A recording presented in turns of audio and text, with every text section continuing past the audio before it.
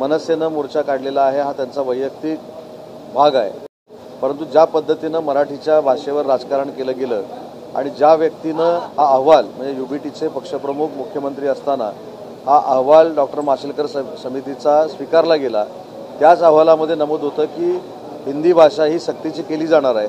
त्याच्यानंतर ट्विट देखील मुख्यमंत्र्यांचं झालेलं होतं, पण अचानक मनसेनं मराठीचा मुद्दा काढल्यामुळे त्यांनी ह्या सगळ्या गोष्टीला युटर्न दिला आणि आपणच मराठी माणसाचे तारणहार आहोत अशा पद्धतीची भूमिका घेण्याचा प्रयत्न केला आणि मनसेवर कुटघोरी करण्याचा प्रयत्न केला।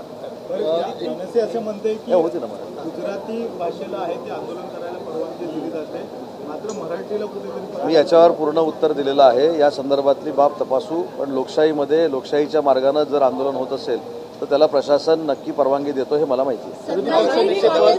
निशिकांत दुबेंच्या वक्तव्याचा चुकीचा अर्थ काढू नका, ते महाराष्ट्र प्रेमीच आहेत, महाराष्ट्रद्रोही नाही। निशिकांत दुबेंनी जे वक्तव्य केलेलं आहे त्याच्याशी कोणीही सहमत नाही।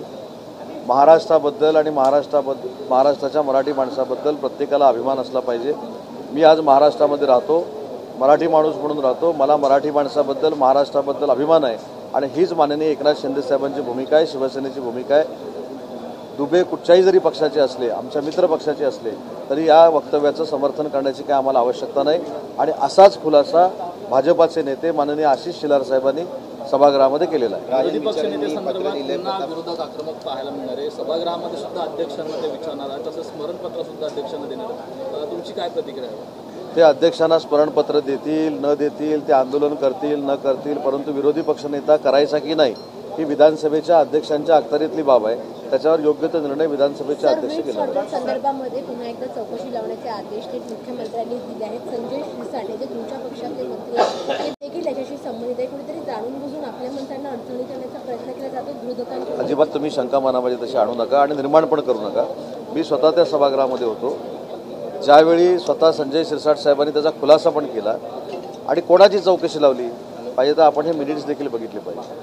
जर टेंडरमध्ये अनियमितता असेल तर ते आपण तपासून घेऊ, अशा पद्धतीची मुख्यमंत्र्यांची भूमिका आहे। पण आपल्याला ही चौकशी लागली, आता आम्ही अडचणीत, आता शिवसेनेचा मंत्री अडचणीत, अजून अडचणीत, हे कोण सूत्रानं सांगतं मला माहीत नाही, पण चुकीच्या गोष्टी देखील रेकॉर्डवर येऊ नये म्हणून मी सांगितलं। मी त्यावेळी सभागृहामध्ये होतो आणि कुठेही शिवसेनेच्या मंत्र्याला त्रास देण्यासाठी ही भूमिका मुख्यमंत्री महोदयांनी घेतलेली नाही।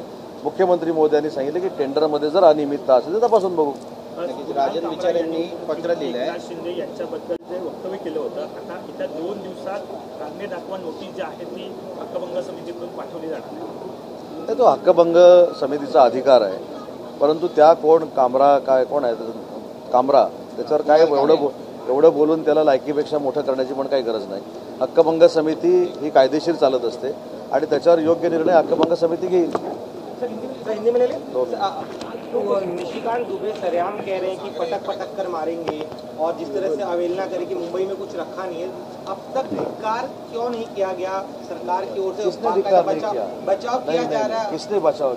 मेरी आपसे एक विनती है, जो हाउस में होता है वो भी आप लोगों ने, मेरी रिक्वेस्ट है आपको वो दिखाना चाहिए। खुद भाजपा के नेता आशीष शेलार साहब ने, तो MP दुबे जो है उनका कहना अच्छी बात नहीं है, उन्होंने अच्छा नहीं बोला है, इससे हम सहमत नहीं है, ये फ्लोर पे बोले। और शिवसेना हमारी जो है एकनाथ शिंदे साहब के नेतृत्व में चलती है वो भी सहमत नहीं है।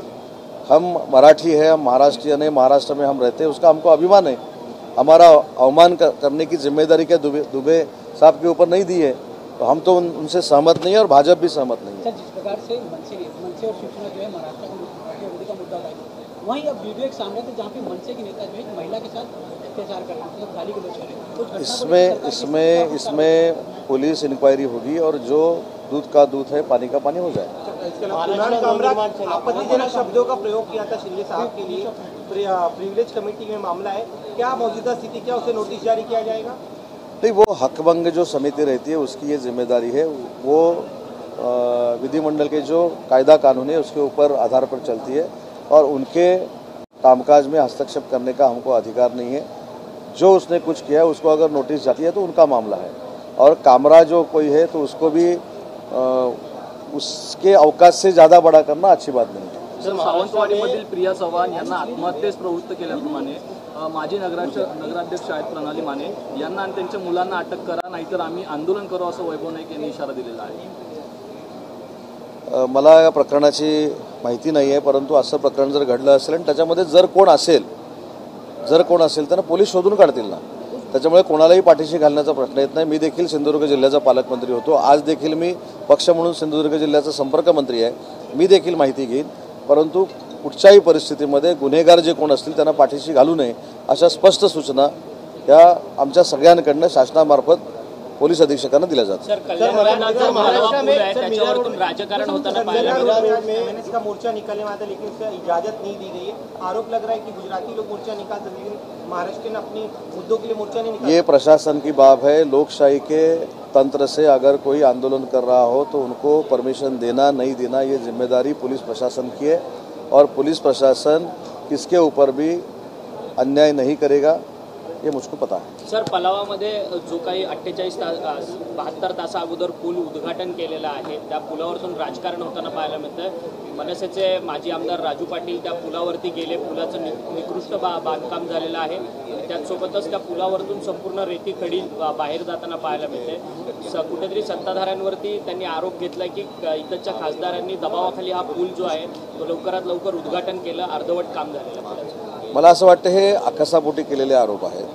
माननीय खासदार डॉक्टर श्रीकांत शिंदे यांनी स्वतःचं कर्तृत्व आणि स्वतःचा आवाका हा नुसत्या मतदारसंघापुरता मर्यादित ठेवला नाही, तर जगभरामध्ये त्यांनी नरेंद्र मोदी साहेबांच्या नेतृत्वाखाली दाखवलेला आहे. आणि एखादा लोकप्रतिनिधी अतिशय चांगल्या पद्धतीनं काम करत असताना त्यांना नाहक बदनाम करणं ही आता प्रथा परंपरा पडलेली आहे.